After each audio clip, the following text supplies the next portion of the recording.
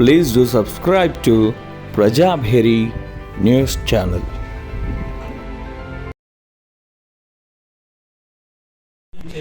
నాన్నకు తోడుగా ఒక వ్యక్తిని పంపిస్తే బాగుంటుంది అని చెప్పేసి ఆ ఘటన జరిగే ముందు ఒక 20 రోజులు 4 రోజుల ముందు చెప్పడం జరిగింది. చెప్తే వెంటనే నేను భూమన్న ఎర్రన్న ఇంకో కార్యకర్తను తీసుకొని అక్కడికి వెళ్ళడం జరిగింది. ముత్యం బయట ఒక గంటన్నర కూర్చున్నాము. ఒక వారం రోజులు 10 రోజులు ఒక కామ్రేడ్ అక్కడ ఉంటాడు వాళ్ళకి తోడుగా అని తనకు చెప్పేసి వచ్చినాము. కానీ అది ఆ కామ్రేడ్ కొద్దిగా ఆరోగ్యము అనారోగ్యంతో 4 రోజులు నల్ల వచ్చింది. దాని తర్వాత పీడిఎస్ నుంచి ఎవరైనా పంపించాలి అనేది అనుకున్నప్పుడు అప్పుడే పీడిఎస్ రాష్ట్ర క్లాసులు జరుగుతున్నాయి, మేము పంపిస్తాం, ఒక 4-5 రోజులలో వారం రోజులు 10 రోజులు ఉంటామని అన్నాం. కానీ అది పంపించలేకపోయినాం. అందులో ఈ ఘటన అనేది జరిగింది. అంటే పార్టీగా ఒక కార్యకర్తను కాపాడుకోవడానికి వాళ్ళ కుటుంబమే కాదు, మన కార్యకర్తలు కూడా అందరం కూడా ఎట్లా ఉండాలి అనే దానిలో మనం అక్కడ దాన్ని పరిపూర్తి చేయలేకపోయాము. ఇప్పుడు ప్రత్యూష జామిని ముత్యం గారి కూతురు 2 నిమిషాలు మాట్లాడవలసిందిగా కోరు. మీ ముందంతా చాలా చిన్న నాకు అంతా తెలీదు, క్షమించండి ఏమైనా తప్పు చెప్తే.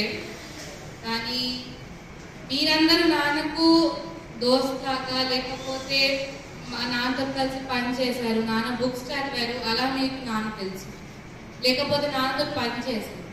నేను ఆయన అంటే ఆయన నన్ను అన్నాడు, ఆయన దగ్గర నేను ఉన్నాను, ఆయన నేను చూస్తున్నాను అంటే ఆ సంబంధం ఇంకా వేరుగుంటుంది. నేను ఆయన చూశాను, ఆయన ఎంత కష్టపడ్డాడు. ఆయన ఒక్కొక్క బుక్ తీయాలంటే 10 ఏళ్ళు 6 ఏళ్ళు కష్టపడి మాతో దూరం ఉండి ఒక బుక్ తీసేవాడు. విజయన్ ఉన్నాడు, నాన్న హెల్త్ బాగాలేనప్పుడు కూడా ఆయన వచ్చేవాడు, డిటిపి చేసేవాడు. నాన్న రాయలేనప్పుడు కూడా పేపర్ నాన్న ఇవి ప్రింట్అవుట్ పంపించాను రా, ప్రింట్ తీసుకొని రా, నేను కరెక్ట్ చేసి మళ్ళీ నీకు ఇస్తాను అని. చెయ్యి పని చెయ్యట్లేదు ఆయన, ఇలా ఇలా ఇలా ఇలా కానీ అది లైన్ దిద్ది ఎలానో కష్టంగా రాసి ఇక్కడ కరెక్ట్ చెయ్యాలి రా అని. బెడ్ రెస్టెడ్ ఉన్నా కానీ 4 పుస్తకాలు తీసి రాయలేడు ఆయన. చెయ్యి పని చేయదు కానీ బుద్ధి పని చేస్తుంది కదా రా, నేను రాస్తాను అన్నాడు. డాక్టర్ అన్నాడు, మీరు ఇంకా చదవకండి, చదివితే మీ బుద్ధి పాడైతుందంటే ఇంకన్నా మంచి నేను చచ్చిపోతాను, నేను చదవకపోతే బతకలేను అన్నాడు. ఆయన మాతోటి దూరం ఉండి నేను చిన్నప్పటి నుంచి చూసింది ఏంటంటే 2018 వరకు ఆయన మాతో దూరమే ఉన్నాడు. అందరూ స్టూడెంట్స్, నాన్న స్టూడెంట్స్, కరీంనగర్ వాళ్ళు అందరూ చాలా బాధపడ్డారు, ఆయన రిటైర్ అవుతున్నాడు అని. నేనే అందరికన్నా ఎక్కువ ఆనందంగా ఉన్నాను, నాన్న నా దగ్గరికి వస్తున్నాడు, నాతో ఉంటాడు అని. కానీ అంటాం కదా, తర్వాత బాగాలేకపోతే ఏం చేయలేము. ఆయన వచ్చాడు, ఒక 1 ఇయర్ 2 ఇయర్స్ లోపటే ఆయన హెల్త్ ఖరాబ్ అయిపోయింది. ఆయన ఎక్కడికి వెళ్ళలేడు. జూన్లో అనుకున్నాము హాస్పిటల్ ఒక దగ్గర చేరాము, మంచిగా అయిపోతాడు, చాలా మంచిగా అయ్యాడు. అనేదాన్ని, నాన్న నువ్వు మంచిగా అవ్వగానే ఇక్కడికి వెళ్దాము నాన్న, తిరగడానికి ఇక్కడికి వెళ్దాము, కొన్ని రోజులు పని ఆపు నాన్న, వెళ్దాము అంటే చూద్దాం రా అన్నాడు. కానీ ఎప్పుడు ఓకే కన్నా వెళ్దాము అంటే అదొకసారి అనుకుంటుంటే ఎలా అనిపిస్తుందంటే ఆయన తెలిసేమో, అందుకే ఆయన ఎప్పుడు ఎండ్ వరకు ఆయన ఆయన నెత్తి కింద పిల్లో కింద ఒక బుక్ ఉంటుంది, ఎప్పుడూ బుక్ ఉంటుంది. వీళ్ళు వెళ్ళంగానే నేను బుక్ తీసి కరెక్షన్ చేస్తాను, లేకపోతే చదువుకుంటాను అని. దొంగతనం కానీ కూడా మేము వద్దంటాం కదా, అందుకే దొంగతనం కానీ నేను చదువుకుంటాను అని ఉంటుంది. ఒక్కొక్కసారి ఆయన పండుకుంటూ నాన్న ఈ బుక్ ఇవ్వరా నాన్న, నేను చదువుకుంటాను అంటాడు. నాన్న నువ్వే రాసావు కదా, ఎందుకు చదువుకోవడం అవసరమా అంటే నాకు ఇవ్వు, నేను చదువుకుంటాను. కాలేజ్కి వెళ్ళి సాయంత్రం వచ్చాక ఒక బుక్ కథమయ్యి కళ్ళపంటి మొత్తం నీళ్ళు వేసుకొని నేనే రాసాను ఆ పుస్తకం, నాకు చాలా ఆశ్చర్యంగా ఉందిరా, నేను ఇంత మంచిగా రాసానా అంటే ఆయన అంత లోపలికి వెళ్ళి పనిచేశాడు. ఆయనకే తెలియదు ఆయన ఎంత మంచి బుక్ రాశాడు అని. నేను చిన్నప్పటి నుంచి మా ఇంట్లో టీవీ లేదు, ఒక బాక్స్ ఉండేది, దాంట్లో నాన్న పెన్ డ్రైవ్ లేకపోతే క్యాసెట్ పెట్టి రాజు వెంకటేశ్వరరావు గారికి కాఫీ పెట్టి, లేకపోతే కొండవీడు, లేకపోతే చిలుకల చిన్నమ్మ రిపీట్లో చూసేదాన్ని. ఎండింగ్లో నాన్న లాస్ట్ 3 డేస్లో ఒకరోజు ఒక డాక్యుమెంటరీ చూసి చిన్న పక్కా చూడాలరా నువ్వు అన్నాడు. నా చిన్నప్పటి నుంచి ఇదే చూసి పెరిగాను కదా, ఎప్పుడైనా మూవీలు చూడండి నువ్వు అన్నా.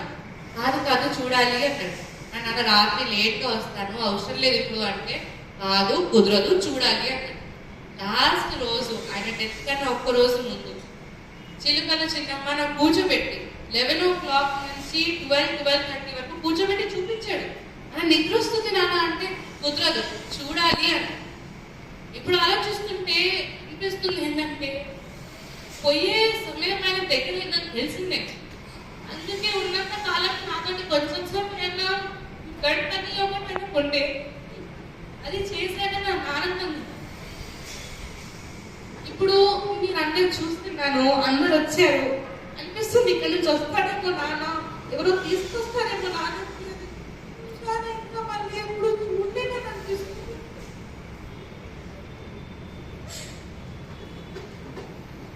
నాకు మా నాన్న ఫోటోలు అందరు తెచ్చారు, బ్యానర్ తెచ్చారు, అంతా బాగుంటాయి. నాన్న ఫోటో మీద బాగా అనిపించింది. ఇంకా నాన్న రాడేమో, అంత అయిపోయిందేమో అని.